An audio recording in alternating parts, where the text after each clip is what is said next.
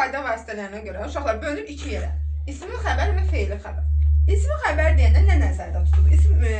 Feili xəbər deyəndə nə nəzərdə tutulur? Feili xəbər deyəndə bütün feilləri bura aid eləmək olmaz. Feili xəbər bərabərdir feilin şəkillərinə. Feilin şəkilləri hansılardır? Hansılar idi feilin şəkilləri? Əmr, xəbər, xəbər şəkli, arzu şəkli, bəli. Bu şəkilləri biz harada görürüksə, sonunda xəbər formasında bunu götürəcəyik biz nə? Feili xəbər kimi. Məsələn, deyirəm ki, Həsən imtahana hazırlaşır. Xəbər nədir? Hazırlaşır, düzdür? Mən baxıram ki, hazırlaşır. Burada nədir? İndiki zamandadır. Zaman şəkilçisi də xəbər şəklinin şəkilçisidir. Şəkildir də, düzdür? Şəkildirsə bu olacaq nə? Feili xəbər. Sonra məsələn deyirəm ki, arzum budur, o bizə gələr. Gələn hansı şəkildədir? Arzu şəklində, bəli. Arzu şəklini harada gördüm, yəni feili şəkillərini harada gördümsə, bu artıq feili xəbər kimi götürəcək. Gəlir ismi xəbərə. Feili şəkillərindən başqa nə görürüksə, isim görürük, sifət görürük, say görürük, əvəzlik görürük, zərf görürük və plus bonus olaraq məstər və feili sifət. Baxın, məstər və feili sifət əslində feildir, düzdür? Amma ismi xəbərə aiddir. Mən isim sifətin üzərində çox durmayacağım, çünki onunla bağlı bayaqların biz nümunələr yazdıq. Yəni, oradakı olanların hamısı olacaq ismi xəbər. Amma məstər, feili sifət, məstər tərkibi, feili sifət tərkibini görürəmsə, bunun birbaşa olaraq, ulduz olaraq beynimizə yapışdırırsınız ki, bu olacaq ismi xəbər. Məsələn, dedik ki, onun məqsədi oxumaqdır. Düzdür? Oxumaqdır nədir? Məstər. Nə? Onun məqsədi. Mən artıq burada məstəri görürəmsə, bu məstər artıq nə olmuş olacaq? İsmi xəbər olmuş olacaq. Bu sizi çaşdırmasın ki, feili xəbər olacaq. Plus üstə gələk, var, yox, lazım,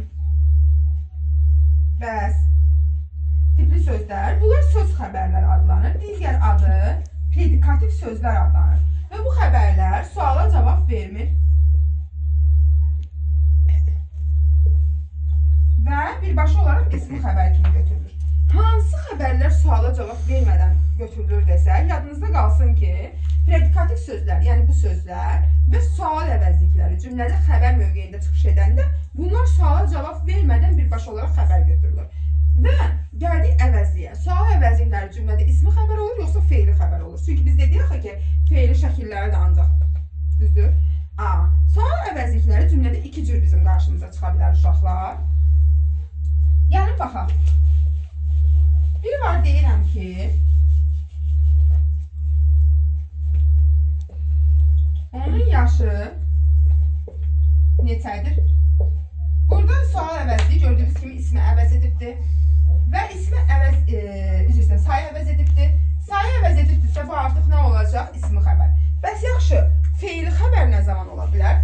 Gəlin baxaq deyək. Deyirəm ki, Həsən nə etdi? Sual əvəzliyidir.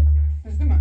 D var. Yəni sual əvəzliyi zaman şəkilçisi götürüb üstünə və artıq bu nə olacaq? Feili xəbər olacaq. Yəni sual əvəzliyi baxırıq görə əgər feili mi əvəz edib, yoxsa feili şəklini mi əvəz edibdir, yoxsa digər nitq hissələrini əvəz edib, ona görə baxırıq. Sonra bir də frazoloji birləşmələr. Frazoloji birləşmələr cümlədə ismi xəbər olur, yoxsa feili xəbər olur? Şimdi sual düşsə qarşımıza. Deyəcək frazoloji birləşmələr həm cümlədə ismi xəbər ola bilər, həm də feili xəbər ola bilər. Hansı hallarda ismi xəbər olur, hansı hallarda feili xəbər olur? Onun məqsədi gözə girməkdir.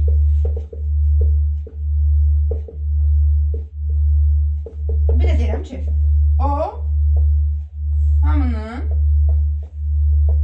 gözünə girir.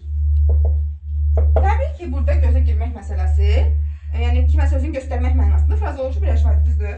Mən baxıram ki, burada frazoloji birləşmədə nə şəkilçisi var? Nəyə şəkilçisi? Məstəri şəkilçisi. Məstər nəyə aiddir? İsmi xəbərə. Deməli, burada biz frazoloji birləşməni götürəcəyik, ismi xəbər götürəcəyik, düzdür? Amma burada nə şəkilçisi var? İndiki zamanın. İndiki zaman şəkilçisi, xəbər şəklinin şəkilçisi, feilin də şəkilləri hara aiddir? Feili xəbərə aiddir. Yəni,